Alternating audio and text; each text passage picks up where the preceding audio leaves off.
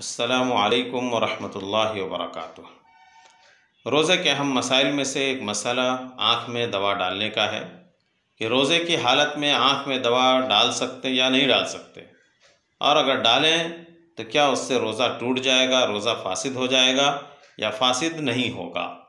इस सिलसिले में क़दीम फ़ुक़हा की किताबों में जो बात हमें मिलती है वो ये कि आँख में दवा डालने से रोज़े पर कुछ असर नहीं पड़ता, रोज़ा नहीं टूटता, रोज़ा फासिद नहीं होता।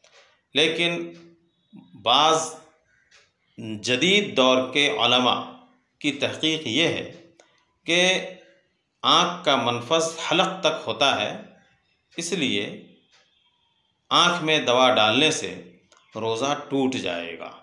तो ऐसी सूरत में बेहतर है कि हम एहतियात करें और आँख में रोज़े की हालत में दवा डालने से परहेज़ करें।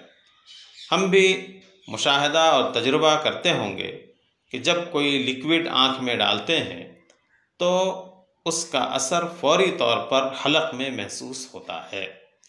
तो इसलिए भी हमें परहेज़ करना चाहिए और रोज़े की हालत में दिन में दवा ना डालें। अगर ज़रूरत हो तो रात में दवा का इस्तेमाल करें। आज के लिए बस इतना ही। अल्लाह हाफ़िज़।